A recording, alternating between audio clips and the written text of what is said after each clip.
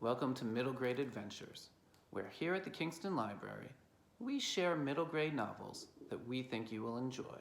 Today we'll be looking at Winterhouse by Ben Guterson, the first novel in a series about a girl who uncovers a mystery at a strange house in the mountains.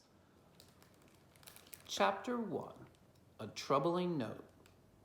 When Elizabeth Summers tugged open the gate to her aunt and uncle's yard and saw an envelope duct taped to the front door of the shabby house she shared with them, she knew it was bad news. The porch steps, which her Uncle Burlap never kept clean, were slick with snow and ice.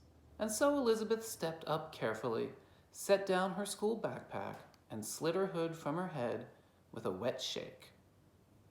She already had a pretty good idea of what the note inside the envelope would say as she plucked it from the door and then opened it.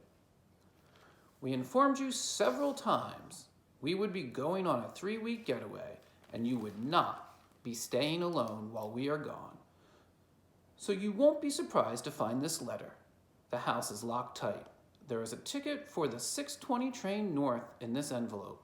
Catch that train, and when you get off in the morning at Sternhaven, there will be a ticket waiting for you at the bus station. Get on the bus that goes to Winterhouse Hotel.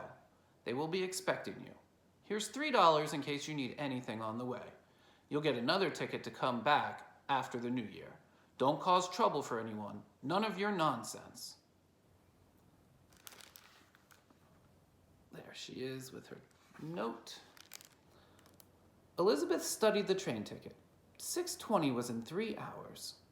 The first 3 hours of her 24 days of Christmas vacation. And, as they had promised, after lecturing her for the past 2 weeks about how they were leaving for Christmas, and Elizabeth would be sent away, her aunt and uncle really were gone. Elizabeth glanced at the street through her foggy glasses. The snow was falling harder. A plastic grocery bag hung on the doorknob. Elizabeth peeked inside and saw it was filled with 3 of her shirts, 2 pairs of socks, a pair of pants, and some undergarments. She examined the 3 grimy dollars she'd been given, all the while imagining Aunt Purdy peeling them from her current coin purse with her thin fingers and reluctantly smoothing them into the envelope.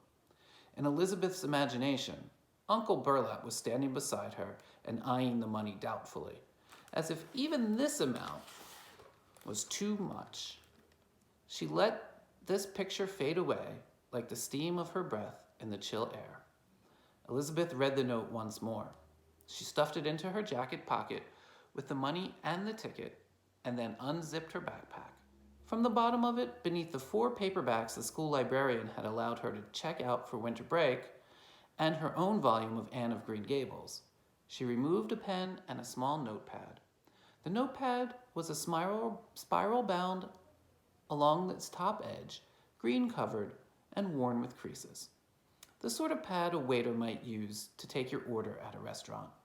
Elizabeth flipped it open, and on the 5th page, entry number 43 on her list of reasons why I don't like my aunt and uncle, she wrote, "Because they are sending me to a hotel in the middle of nowhere during Christmas with no money and hardly any clothes." She returned the notepad to its place, then put the plastic grocery bag inside her pack and zipped it closed. She was about to leave, but found herself staring at the strip of duct tape that had held the envelope, her breath rising and tight in her chest, and her eyes beginning to water. And then, before she realized what she was doing, she slammed her palm against the plywood door. The sound, a sharp thwack like the noise of a book dropped on a wooden floor, startled Elizabeth, made her wonder just what had gotten into her. She looked around to see if anyone had been watching, but all was silent, an empty street in the growing darkness, with the snow falling more heavily now.